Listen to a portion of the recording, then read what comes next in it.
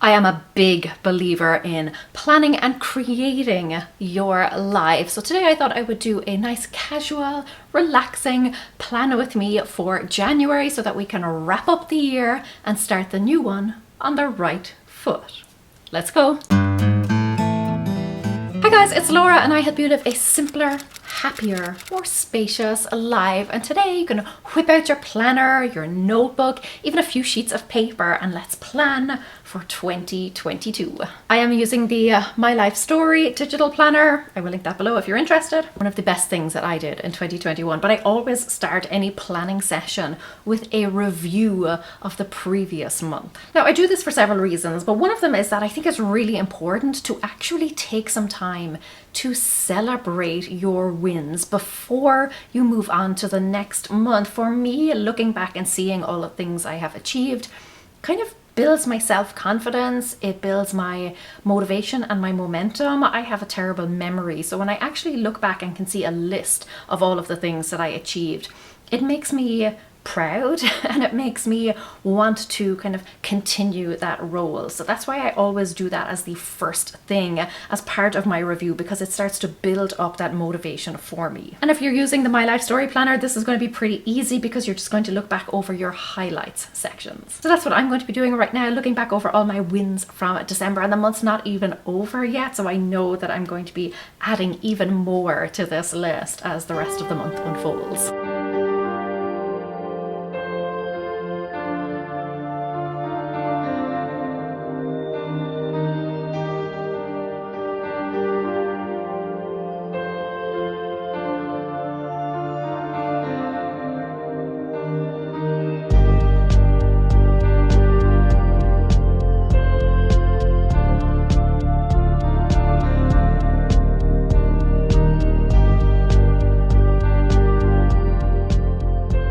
It's always one of my favorite exercises to do because it fills me with so much gratitude for everything that I have in my life, and like I said, it motivates me and it makes me want to continue to do great things and to continue to get better and to do even more things. So there are 15 things currently on my list, and like I said, we're not at the end of December yet, so I know I'll be adding more to that list. But if you had asked me, like off the top of my head, to name some things that had gone well in December, I probably wouldn't have been able to come up with 15 specific things. So it's really lovely to have this record of my life and to be able to look back over all of those highlights sections and see those. But the next part then is looking for ways that I could possibly improve. So where are the areas where I kind of struggled this month? And not only that, but what are the lessons that I learned, both good and bad? And the reason I do this is because I think it's important to kind of acknowledge which areas of your life need a little bit of work, but it's also important to learn lessons and to spot patterns and behaviors before you move on to the next month, because if you're not learning from them, you're probably going to make the same mistakes over and over again. I notice that when I do these kind of monthly review / plan with me sessions, and I spot all of those things that I'm doing, I can kind of stop them in their tracks before they spiral out of control, and before I know it, months and months have gone by where my diet has been terrible, or I haven't been moving as much as I wanted, or I haven't been keeping in touch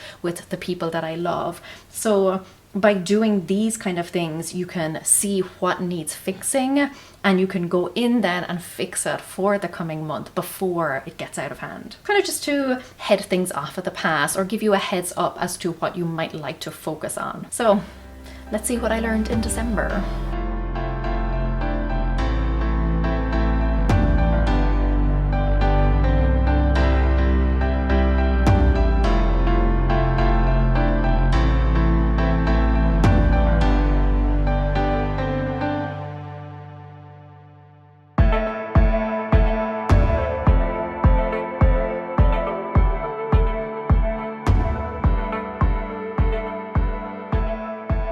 Yeah, I learned a lot of lessons this month. Mistakes that I am not going to be repeating in January. But the next section then, speaking of January, is to kind of brainstorm your goals or where you would like to focus your energy and attention in the next month. I generally do both types. Like I'll do a set for personal stuff and I'll do a set for my business, and then I will kind of narrow it down because initially I wanted to do all the things. I will never though have goals for every single area of my life, even though I always want to improve everything all at once, and there is always room for improvement in every area of my life. But the reason that I just kind of try and narrow my focus to one or two particular areas is because I feel like life is a little bit like a seesaw. You know, there are going to be times where you are focusing all of your attention and energy, or maybe most of your attention and energy, in one particular area, and naturally other areas are going to be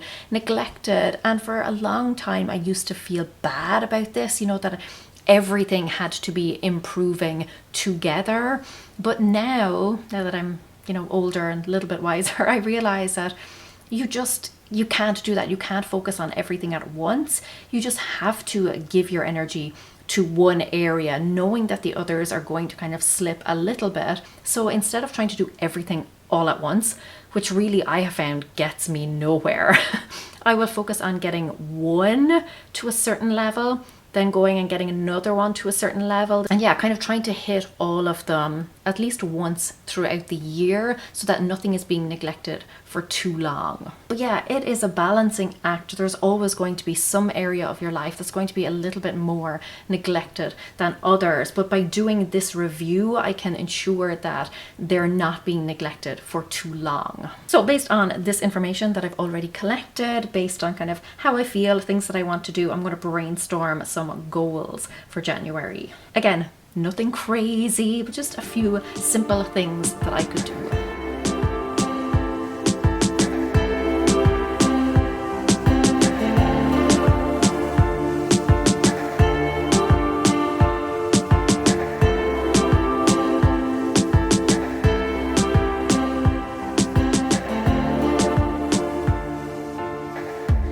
Okay, have some ideas for what I might like to do in January. I'll come back to those in a minute, but I also note down anything kind of out of the ordinary, anything that would give this stuff that I've already written some context. So for example, I was quite ill this month, and that is why a lot of areas kind of fell by the wayside. So maybe for you it was something like that, you know, you were particularly ill this month. Maybe you had family visiting and that's why you couldn't get to kind of the areas that you would normally get to. Maybe the house wasn't quite as clean as it normally would be, or whatever, you didn't get quite as much work done as you normally would. Anything that might explain why certain things did or did not happen.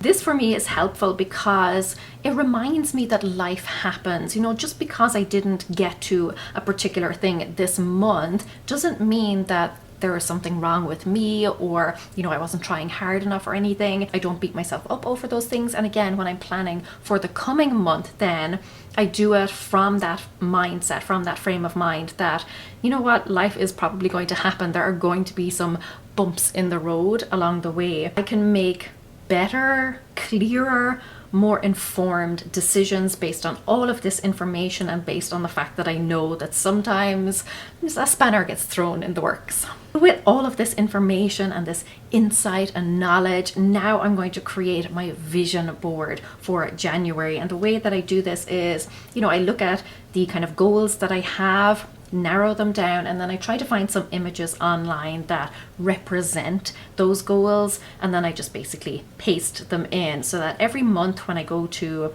look at my plan for the month, those are top of mind. I'm a very visual person, so it's all well and good having a list of goals written down, but if I can see a picture that kind of encapsulates that goal, it's just a much quicker way for my brain to process that information.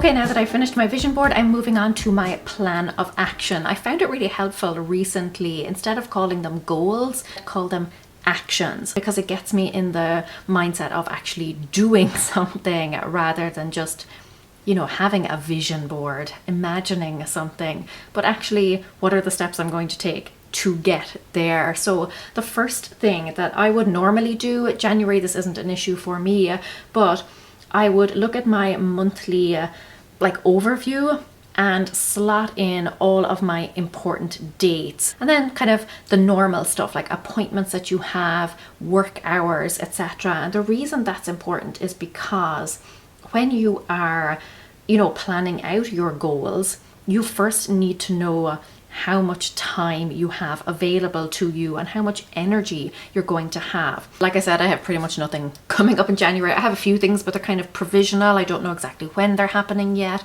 So more or less, I'm free and easy, apart from just regular work. This then is where we kind of get down to the nitty gritty. I think all of us have a big picture for what we want in our lives, or some sort of abstract thought. We want to be healthy, we want to be wealthy, we want to be, you know, have strong relationships. We all kind of have a big overarching theme or idea for what we'd like in our lives. And by planning out January then and doing your vision board and kind of reviewing the previous month, that gives you a much better idea of how you could break that down. But we're going to take that a step further. Ask yourself, what is the first step I need to take here, or what is the next action I need to take here to move this project or this goal forward, and schedule that in. I like to do this kind of early in the week and early in the day if I can, because I just know from lots of experience that as the day goes on, as the week goes on, I become more tired. You know, I run out of energy, I run out of motivation,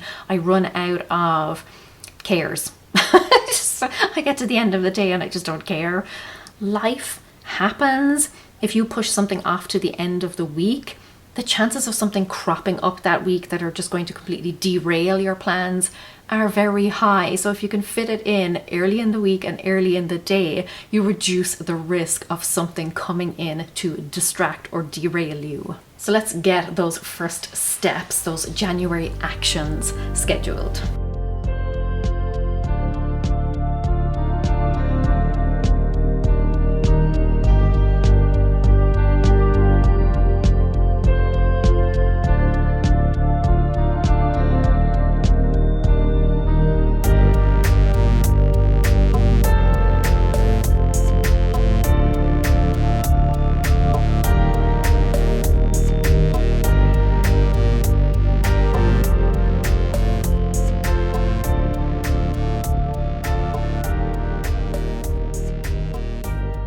I have slotted in my first steps. I generally don't do more than the first step or the first few steps, because I just know that life changes so much. Sometimes I start something and I just realize it's not something I want to do. It's not something that I like doing or enjoy doing, or it's just not a priority for me. So I end up dumping it and just, you know, putting it off, putting it to the back burner. Sometimes I start something and realize actually this is not the first step. I need to do like these 10 other steps first. There are so many things that I think can crop up, and I just notice that if I plan too far in advance, it's a waste of time because my plans will inevitably change. So I try and stick to just the first step, or maybe the first kind of 2 to 3 steps. I get those in, and once they're done, then I can go on and schedule in the following steps. But yeah, everything subject to change.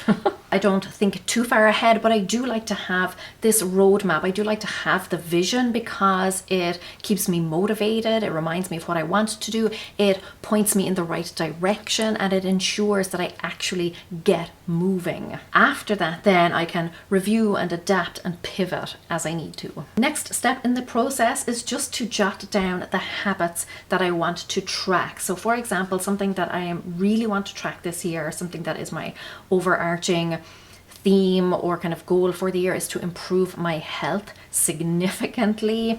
So I want to get really clear on what is causing the pain that I experience, what is causing the symptoms that I experience. And a lot of that is going to come down to tracking. It's going to come down to tracking the foods that I eat, my moods, my sleep, my energy levels, my menstrual cycle. I really want to get down to the nitty gritty and track pretty much everything that could be having an impact on my health, so that hopefully I can spot patterns, I can get to the root of whatever this issue is and solve it once and for all. So yeah, various different types of tracking I want to do there. And I think because that's a pretty big topic, I don't think I'm going to track anything else. I think this is probably going to be enough for now. Like I said, if you try and do too many things, you're not going to make progress. You really have to focus on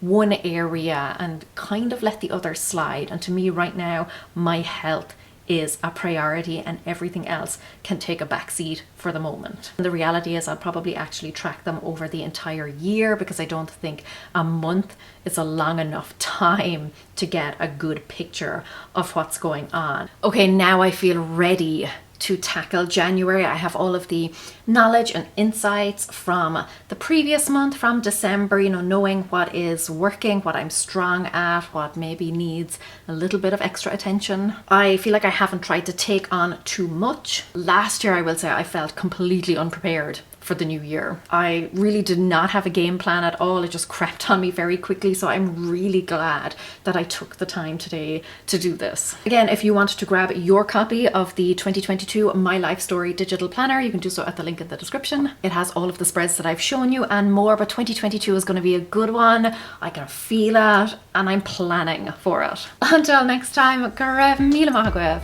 Agus feiceann mé sibh sa glua. Slán!